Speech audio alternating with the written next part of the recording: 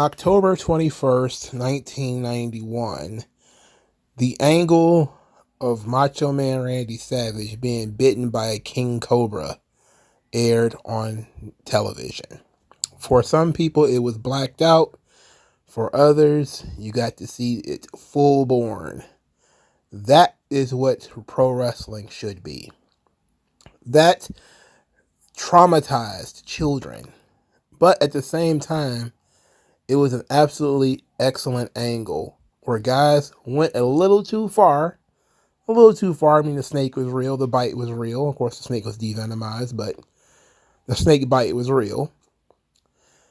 And it was just the kind of angle or event that sticks with you forever and something that you will remember to the day you leave this planet. This stuff used to be fun. This stuff used to be enjoyable. It used to leave indelible marks on children for decades. Now, Puerto Rican man says 2 Japanese women are Chinese in an offhanded comment. Not really meant to be offensive, but just kind of meant to showcase how aloof the character of the Puerto Rican man is. And all of a sudden, we might as well just start having ourselves some Nuremberg courts. I mean, this is AI Hitler level material here. We got to call NATO. Somebody got to get the World Economic Forum involved. Somebody's feelings somewhere might be hurt. It might make somebody uncomfortable that Japanese people are called Chinese on a professional wrestling show. My God. It's like watching a baby get mauled by a bear. We absolutely, positively must work together hand in hand with your favorite civil rights organization. And we must march on Stanford against the old dinosaurs who put those words in that Puerto Rican man's mouth. I tried to enjoy Raw. I really did. Technically, I did kind of enjoy Raw. Kind of. But that's what we're here to discuss. Monday Night Raw, October 21st, 2024. So, of course, news and notes. The big note, Samantha Irvin is leaving WWE. I mean, it was very abrupt. Just a few hours before Raw airs, she puts out a tweet and this really elongated letter saying that she won't be there, pretty much. And that she's done. And it seemingly happened pretty quickly. Otherwise, wouldn't it have been announced ahead of time that she was leaving? Seemed pretty fast that all of a sudden, not going to be there, guys, thank you, and it's over. And now we got Lillian Garcia here. I'm like, wait a second. No goodbye. No goodbye. No word of last week, of next week is Samantha's last week or nothing like that. Nothing. She's just gone. Just a few hours before the show, huh? Okay. Nothing suspicious about that. So I'm not going to read the letter because I don't care. She's a ring announcer. It doesn't matter how talented Samantha Irvin is. And she is really talented. She was good at her job. And she could sing. And she's beautiful. But at the end of the day, she's just a ring announcer. There's not a lot of time need to be dedicated to that. I will say, though, Lillian Garcia, very bad. This was the worst Lillian Garcia has ever sounded. I understand she was a little bit rusty, but that first call where her voice cracking all night, oof, not good. It was very rough. I know she's just there to fill in. I don't think she'll be there long term. I know she's a little bit older. I don't know when the last time she announced a match, on a professional level before she had to work this Raw. But it was rough. She had a rough night. She better drink some lemon tea, get some chamomile or something in your cup, because her voice was rough. It was raw, all right. She was not good. This was the worst Lillian Garcia has ever sounded. I never thought she was particularly bad, by the way. I didn't think she was going to be this bad. So what do you do? Now Samantha Irvin is gone. Do you bring up Mike Rome? You bring him back? You brought up Alicia Taylor. You switched those two, Mike Rome and Alicia Taylor. Because you gave Samantha the big chair, which is Monday Night Raw and then the pay-per-views. But now she's gone. Do you just move Alicia to Raw? Then who do you put on SmackDown? Mike Rome, he's back? He gets the job back? Then who does NXT? Now, I know WWE has an assortment of microphone holders floating around that building somewhere. So there's probably somebody with a booming voice around there somewhere. And they'll pretty much find them. But I hope they find somebody with an announcer's voice. And by that, I mean a man's voice. I mean somebody who has energy.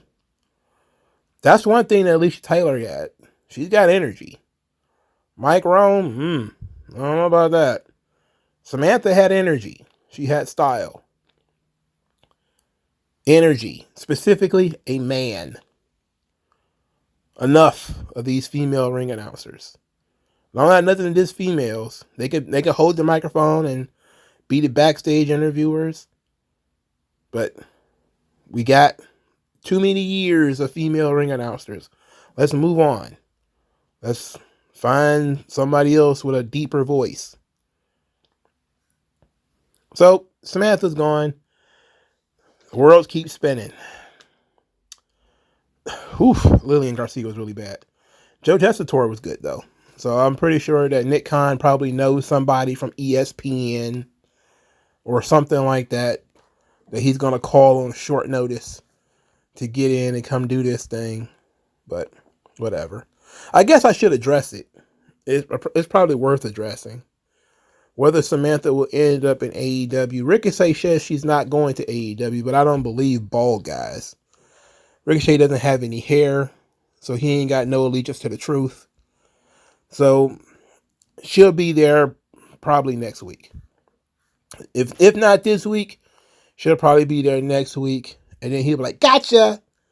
She had no plans of leaving, but yeah, whatever. I hope she goes to AEW. Because she's infinitely better than that dork Justin Roberts. Because when I said a man's voice, I didn't mean Justin Roberts. He's not good. He's really not good. All right. Let's get into Raw. So Seth Rollins and Bronson Reed, they fought all night. Just kept attacking each other. Seth Rollins, the first time, called him out. They brawled. They jumped on each other. Blah, blah, blah. Eventually, Adam Pearce screamed at both of them that he's going to give them the match at Crown Jewel, which is what he should have told them in the first place. Instead, he let them turn the show into a romper room and, what was that? What's it called? A rage room where they just smashing through stuff and knocking people over all the time. Way to go, Adam Pearce. You're doing some top tier general managing. So Kyrie and Io, they had a promo before their match saying that Lashley and Jakara Jackson are just in their way. Io's English is not bad. She gets interrupted by Liv Morgan and Raquel Rodriguez, who claim that Nia Jax is jealous of her because she's got Dom, she's got a title, and so. Io is upset because it's interrupted their promo. Liv mocked them, claimed that her and Raquel were the tag team champions, can be tag team champions whenever they want.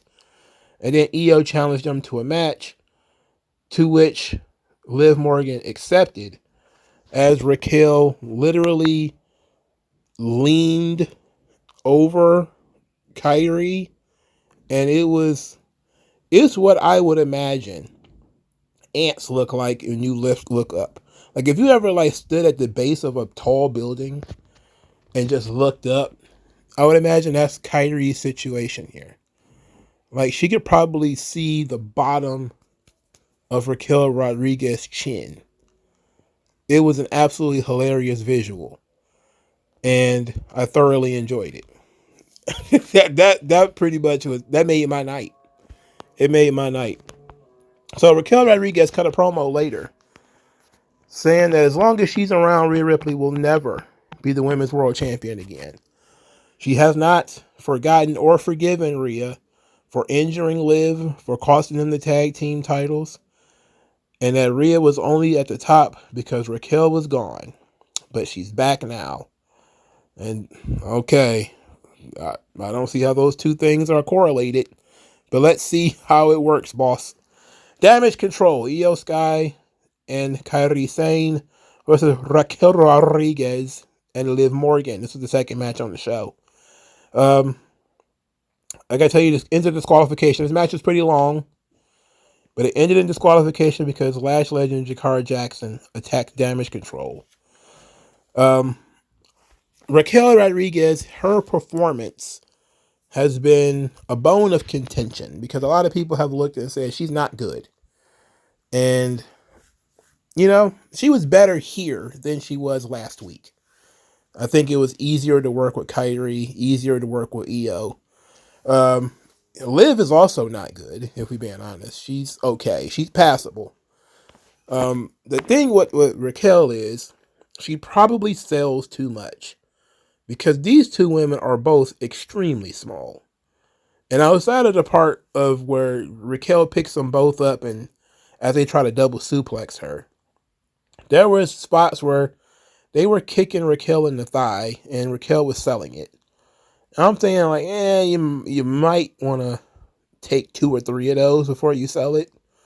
You know, like she should be, there's going to be some real weight there.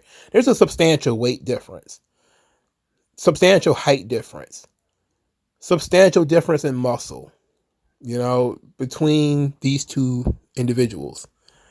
It should be a little bit more selling. You know, I mean, a little less selling, I should say. Anyway, Damage Control got jumped by Jakara Jackson and Lash Legend. This led to a face-off between Lash Legend, Jakara Jackson, and Raquel Rodriguez and Liv Morgan. Then Rhea Ripley stomped her way to the ring. Then she promptly got rid of Raquel Rodriguez by tricking her. But she tricked Raquel into going over the top rope. And somehow Raquel, I guess she fell into one of those Mario Brothers tunnels because she disappeared forever. And Liv Morgan promptly got beat up by Rhea Ripley.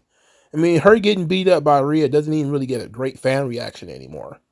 So then, apparently Raquel returned from her tunnel, only to get headbutted and then fell back into the tunnel. She is the most ineffective bodyguard I've seen in quite a while, which is shameful considering AEW is doing the exact same thing with Camille. You know, I get it. Rhea's big. She's strong. I understand that. Establish that Raquel is a dominant physical force. That's all you have to do. It doesn't take that much. But the idea that Liv is left on her own for literally 5 or 6 minutes is ridiculous. There's no Dominic. There's no Finn. There's no JD. There's nobody there. So she's just there getting mauled by Rhea Ripley. And then Rhea Ripley, of course, has to set up herself to get foiled because heavens to Betsy, somebody actually foiling her makes no sense. So Rhea, of course, backs into the ropes to do the riptide, of course, which allows Dominic to snatch Liv over the ropes because he had to save her. He wasn't even at ringside for this match. Then she proceeds to beat up Dominic, which got a great reaction. Rhea Ripley beating up Dominic. But it's still Rhea Ripley beat up Dominic again. I can't. This needs to be over. I don't know what more to say. This needs to be over. I'm not caping for Dominic. Whatever. He's a small, weaselly heel. You want to put Rhea over, fine. But my God, she's just beating up everybody. This is almost John Cena level of super push here. The point of bringing Raquel in is that she's just as big as Rhea and can combat Rhea. And what you have done is You've made Raquel apparently her legs must be made of popsicle sticks. Like she goes over the top rope and then she just can't come back. She's not coming back. She walks like RoboCop apparently. Is that what we got here? I'll get there eventually. Come on, man. She can't get our big ass back up and back in the ring. This is ridiculous. End this, please. I don't care what you got to do. I don't care what you got to do. I don't care where we got to go with it. Liv and Rhea, I've seen it. I've seen enough. We know that Liv is not a physical threat. We've been saying that for a while. So then you bring in who is supposed to be the physical threat, and then you've completely cut her nuts off. That's it. End it.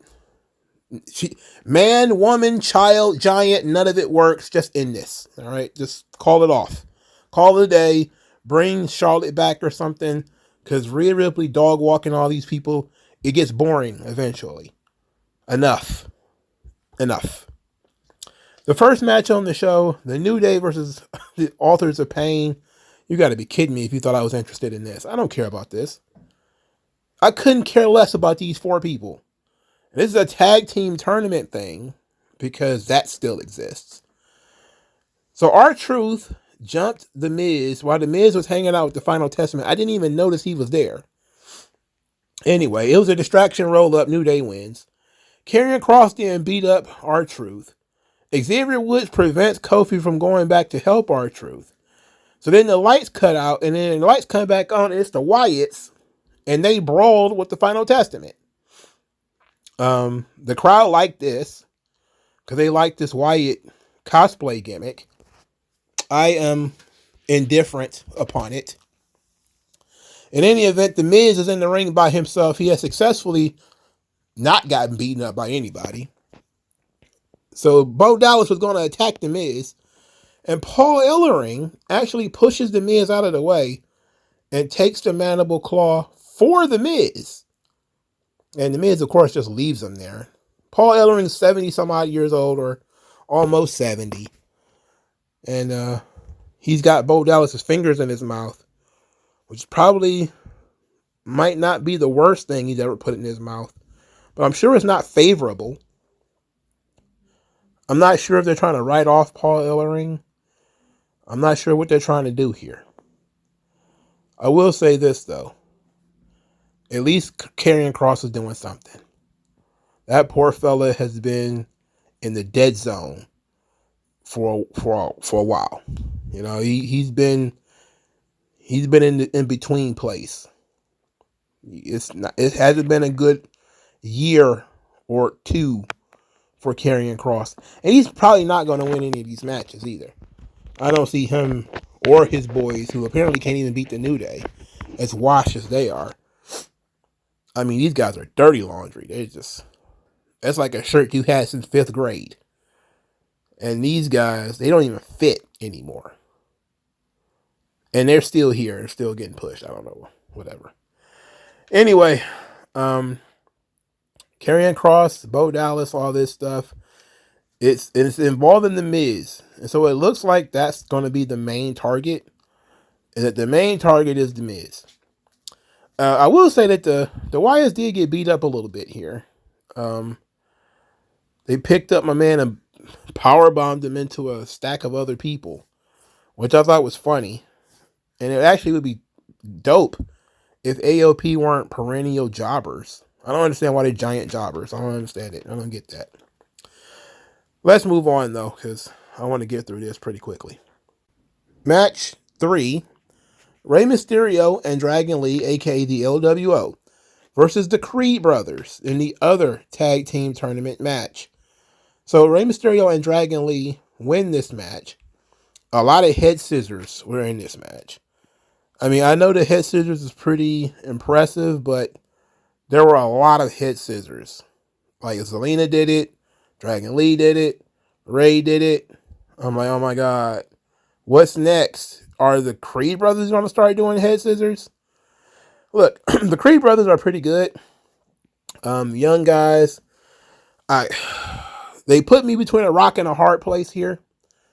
Because as much as I love the Creeds, I also love Dragon Lee.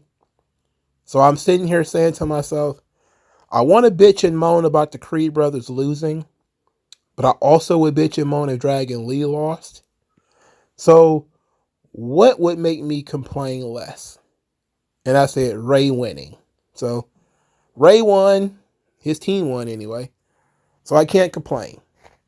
It was a fine match. It was probably the most watchable thing on the show in terms of match. I know that people are going to be kind of salty about my view of the main event, but it was the most watchable match for me in terms of being interested in what might happen after this. So now the tag team tournament, I guess, is at the finals. So it's the War Raiders, the LWO, and the New Day. Oh, spectacular stuff here. It's going to take place next week. The War Raiders had a video package on this show where they talked about looking to their ancestors, the Vikings, for inspiration as they also travel and destroy. And like I said last week, they look like the disciples of Apocalypse. Their ancestors are 8-Ball, Chains, and the two bald Harris twins. No, one of them was 8-Ball, wasn't it? Skull? I don't remember. Who cares? You know what I'm talking about. Anyway, Finn and JD McDonough, they not even considered themselves tag team champions. They don't care about being tag team champions, really. I think they can beat anybody. And this is Judgment Day segment. Hilarious as it is, because it came out a couple days ago on social media that Carlito was actually leaving the Judgment Day eventually, which most people kind of like, well, I think everybody's leaving Judgment Day eventually. But it seems like they started planting the seeds now.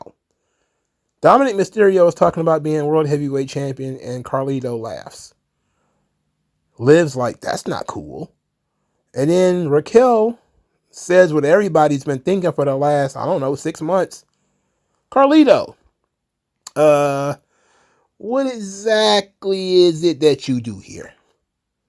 Then he had a great response. His response was, I bring the cool factor, and I'm the fixer.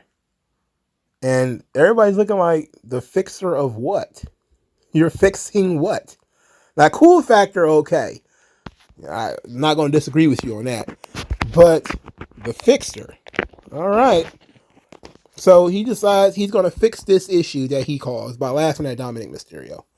By going to Adam Pearce and saying that Dominic Mysterio should wrestle for the World Heavyweight title. This is where he comes into the room and sees Io and Kairi being upset in Japanese and him saying that he needs to learn Chinese as he plays with his apple and smirks. Everybody had a conniption online about this. There is going to be investigations. I'm sure Stabler's going to get right on it. Mulder and Scully are going to be right on the scene.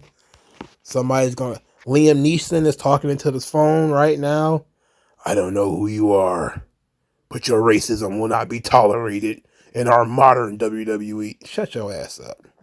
Anyway, Adam Pearce laughs at the idea of Dominic Mysterio being World Heavyweight Champion and wrestling Gunther, because Dominic ain't done nothing. And then he just got beat up by a girl, but then said, okay, I'll give him a shot. But he's got to beat a former World Heavyweight Champion next week. That's more than likely going to be Damian Priest. Am I correct in this assumption? That it's going to end up being Damian Priest, and Dominic is going to lose. We need to... we are in crisis. We are in crisis mode. Somehow the 2-hour Raws are just as bad as the 3-hour Raws. Lord have mercy. Lord of mercy. As these writers want to run to Rolling Stone, bitching and moaning and complaining how Vince so brutal. He didn't let me just come in and work from 9 to 5. He made us work all hours of the night. And all these things that we heard from non-anonymous writers for years and years. Yeah, I didn't even read that story. I don't care. Most people don't even like the writers anyway. Most of the wrestlers don't even like the writers. I've sat here and listened to people bitch about writers for 15 years. And now all of a sudden they run to Rolling Stone is worth talking about. Why are they anonymous? We know like 4 or 5 of them that have discussed this stuff using their real names in public. People have done podcasts about how tough it was to write in WWE. Hell, Patrice O'Neal talked about it. That Andrew Goldstein guy has talked about it. There has been more than half a dozen writers talking about how terrible it was to be a writer in WWE. But then you could count how many wrestlers have come out and says they hate the writing team. They hate the various people on the writing staff. That's just the situation that you guys have to deal with. One of the worst things, WWE, it's a Bonnie Hammer problem, no doubt. But bringing in these non-wrestling writers, instead of just letting the old wrestlers handle it, they bring in all these TV guys who they want to punch in and punch out, and that's it. You know, they're geniuses. Put my vision on screen. Because, you know, writers always think that everything they do is the best shit ever. If you change it, tweak it, throw it out, you're destroying my art. I'm an artist and I'm sensitive about my shit. Who cares? Nobody gives a damn about all these goddamn writers. Where was I at on this thing? Oh, Carlito. Yeah, so people are upset that somebody wrote this line for Carlito. And I don't know. It might have just been Carlito working off the cuff, but who knows? It might have been in the script. It don't matter. It don't matter anyway because we don't know where this is leading to. And also it kind of plays into Carlito's character where he's very aloof. He just doesn't really seem to care much about anything. He doesn't really get too emotional about too much, I can say. So Gunther cut a promo, says that Cody is very dramatic, which he's catching on. So he says that there was no reason for Cody to mention his daughter. It's completely unnecessary, which I agree. And that was probably the most humorous promo I ever heard from Gunther, because how often is it that a heel tells you, like, you don't have to bring your kids into this? Like, usually the heel wants to bring the family into it and try to offend you. He's like, please don't. I would rather you didn't. Why are you being so dramatic all of a sudden? So he's talking about being world heavyweight champion, and he says that the title that Cody holds is already established. It was well established before Cody touched it. While Gunther himself is blazing a trail, which is a great point. Excellent point. He's interrupted by Damian Priest, who just wants him to know he's coming for the title after Crown Jewel. Who cares? Let's get into this main event here. Braun Breaker wins the Intercontinental Championship as he defeats main event Jey Uso. And it happened the way everybody saw it last week. With the Bloodline, Solo Sikoa, Jacob Fatu, and the Tongans coming out there to cause drama. So this match was not nearly as good as the previous match. The crowd was not as into it, at least in the early part. The crowd got into it once Solo showed up with some tickets, and he looked like an absolute goof. He had a Yeet shirt. He should have been wearing it. If he really wanted to get over with me, he should have wore the Yeet shirt. Solo yelled about coming to this show to support Jey Uso. He's there to help. Jey doesn't need his help, doesn't want it. The Tongans show up. They're trying to, pup Jey up like, yeah, you got it. Jey then kicks Tongaloa. So then Tama Tonga jumps the barricade. Jey attacks him too. So then Solo jumps the barricade. And then Jacob jumps the barricade. And then there's some scuffling.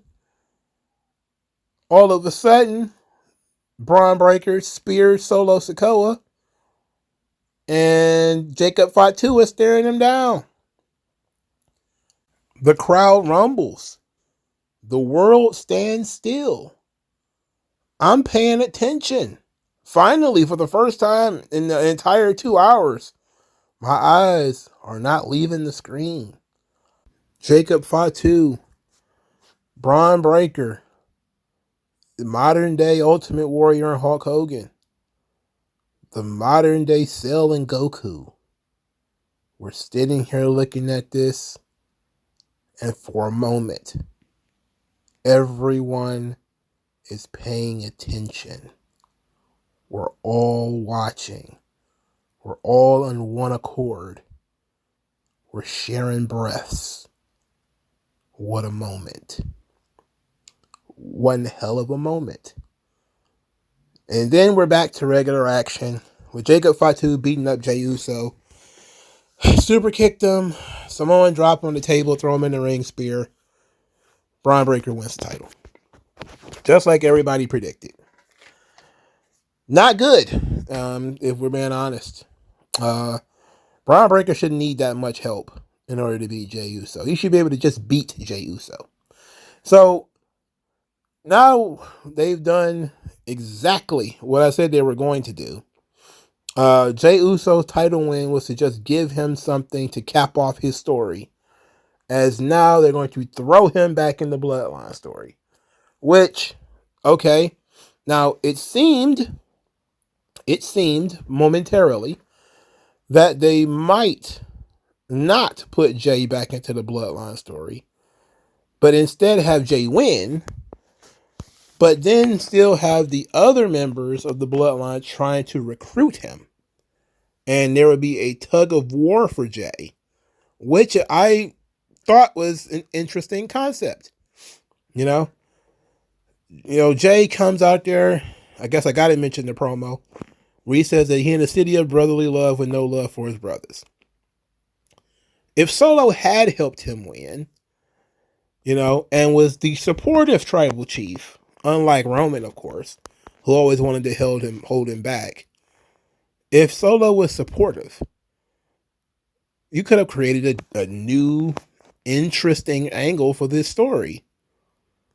Now, it wouldn't have fit because it certainly wouldn't be able to last very long because you're barreling towards Survivor Series, where the plan is for all these guys to fight each other. So the idea being that Jey had to cause a division.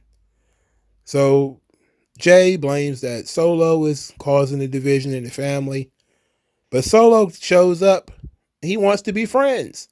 He wants to be supportive of his brother. Jey doesn't really need it, but he doesn't have to reject it. He could just say he doesn't need it and then ignore it, but he attacked them first. So they retaliated. Yes, they were being a distraction, but he attacked them first. He caused his own downfall. Up to that point, it was just, I don't really fuck with you. I don't fuck with you. I don't really fuck with them. I want the family to be brought back together, but I don't really fuck with these guys.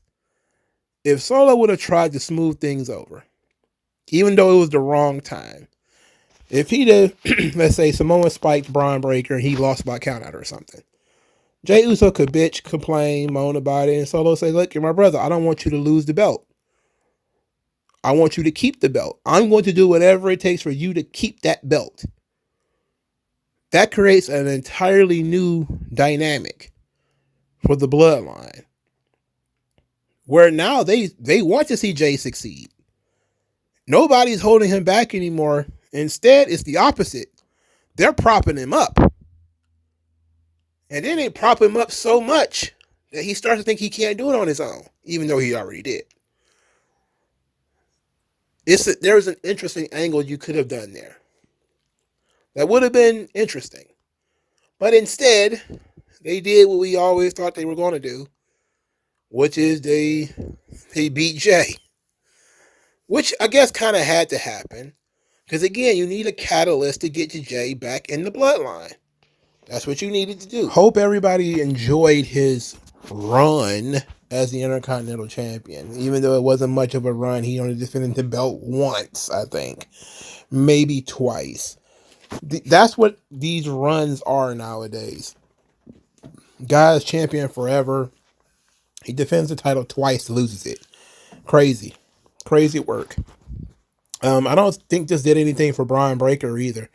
It just gave him his belt back. So it pretty much put him right back in the same position that he was in before. Didn't really elevate him at all. Now he's beaten Jay with help. So there's that. I will say that I was told before to, I need to pay attention to the in-ring story. And that in the in-ring story, he had Jay beat the first time, but he was being cocky and overconfident, and that's why he lost. Well, he was doing the exact same thing in this match, and he won. So, he didn't learn a damn thing. Nobody did. Nobody learned nothing. Nobody learned a damn thing, okay? Anyway. Okay, so let's look at this Raw. Braun Breaker being an Intercontinental Champion is fine. But there's nobody in the position to face him for that title. So I don't know where you go there. Are you going to have to microwave somebody to feud with him? Who do you have as a potential feuding opponent here? He's a heel, so you can't have Chad Gable. You can't have Dominic Mysterio. Damian Priest is chasing the world title. Who else is an over babyface? R-Truth? I mean, you really going to have full matches between R-Truth and Brian Breaker? No. Uncle Howdy? No. I mean, who you got? One of the New Day guys? Didn't Jay just beat one of them? I guess Rey Mysterio, once he gets out of this tag team thing. I suppose Dragon Lee as well once he's out of that tag team tournament. But for the most part, you don't really have anybody prepared to wrestle Brian Breaker. And I'm sure they can find somebody. They probably have to microwave somebody. But I'm pretty sure somebody's there. But so just get ready for triple threat, fatal 4-way tournament or whatever to find a new opponent for Brian Breaker. And it's going to waste everybody's time and life. And I'm just going to keep saying that this used to be a better product than it is now. I know everybody's running around talking about how great Triple H is, but this product used to be better than this. This sucks. None of the champions have contenders. And I'm talking about currently. There's nobody currently chasing Liv Morgan for her title. There's nobody currently chasing the tag team championship. And the Intercontinental Championship has no other contenders other than the guy who just won it. And this is the state of the show. The titles mean nothing. Gunther literally sits around for weeks on end.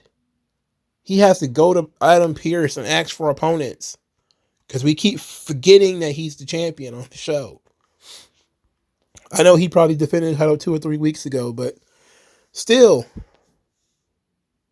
there's no... Well, clearly the show is missing something because like CM Punk and Drew McIntyre are gone. McIntyre hasn't been seen since Hell in a Cell, which is actually good.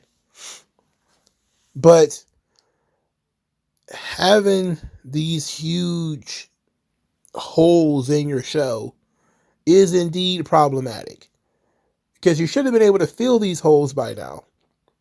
There are people on the show that you could have used. I mean, you got Dominic Mysterio right there, who gets some of the biggest reactions of anybody in the entire company. Instead of elevating him, trying to do more with him, just have Rhea Ripley beat him up. And that's it. I don't know. I appreciate that they're doing so much with Lash Legend and Jakara Jackson. I can really appreciate the emphasis that they're getting on all the shows. I like that, and they're going to have a match with Damage Control on NXT. So it makes sense that they would be on this show and that they would get into it with Damage Control on this show. I didn't hate the women's tag team match. I didn't hate it. I did hate AOP and the New Day because I knew AOP wasn't going to win, which is shameful because they're both 300 pounds and over 6 feet tall, and I knew they would lose. The Wyatt thing, I'm still on the fence. I'm not really into the cosplay tribute band concept of it. It doesn't feel unique. It doesn't feel interesting. They stopped doing video packages for it. So now I'm not even sure why they're attacking The Miz, what they're supposed to be getting out of this, or I don't know. Them doing things and then explaining it later. Hey, we're going to foreshadow in the background of video packages and things like this, and then we're going to just attack random targets, and then we'll explain why we attacked them later. It's like, I don't know. There is, of course, some history between Bo and Miz, going back to the B team and all this kind of stuff, but in the Miz Tourage, but I don't think this has anything to do with that. It's more than likely going to have something to do with the Miz being a traitor and beating up R-Truth. And I'm pretty sure that's where it's going to be. So we'll see how this filler stuff works out for Karrion Kross, however, who was the only person in this situation I actually care about.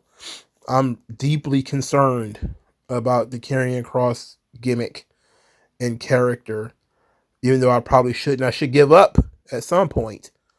But Triple H didn't give up on Fat Boy Reed, so I'm not going to give up on Karrion Kross.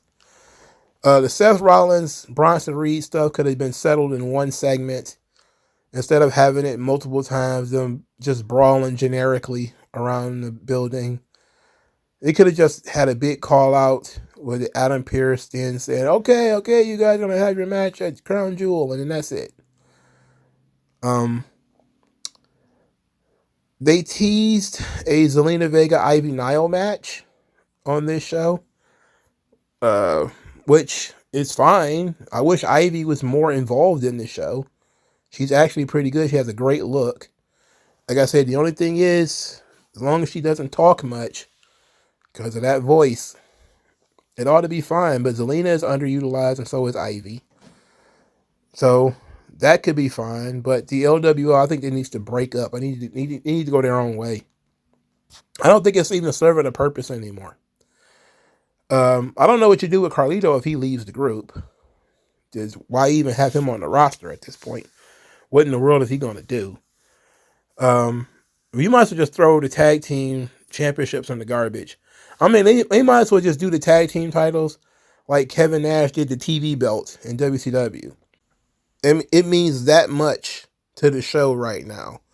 These guys aren't even featured. They don't even talk. They're the least interesting parts of Judgment Day. Nobody cares about Finn or JD McDonough at all, period.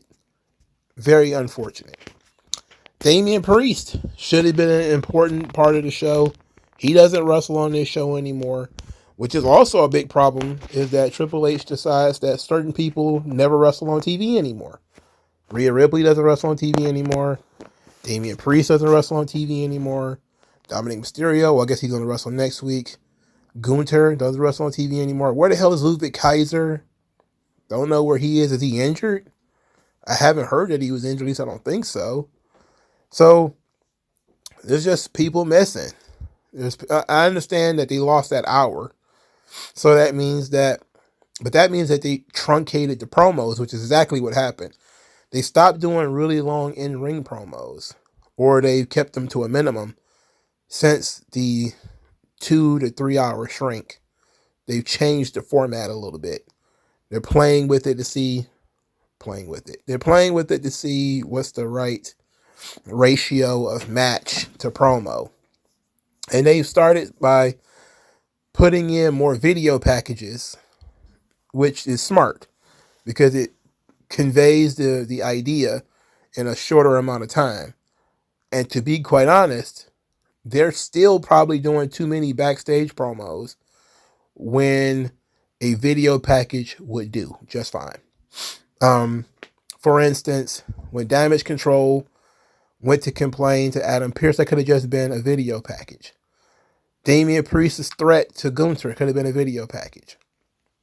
You know, Gunther, I guess, accepting Cody Rhodes. Like, do we really need to see Gunther on screen for that? No. Like, there's more efficient ways of using time. But a big problem is that we're seeing the same people over and over again in the same situations over and over again, especially when it comes to the Judgment Day. The championships are meaningless. They are not being pushed. The champions are somewhat visible, but when it comes to contenders, it's not like somebody breaks away from the pack and they're super over and, you know, they deserve this opportunity. It becomes, well, he won a triple threat, fatal four-way, stacked up, mixed match tournament. So just give him the belt. Like, this is stupid. This is the state of Monday Night Raw. What do you guys think? Let me know in the comment section below. I'll talk to you guys later.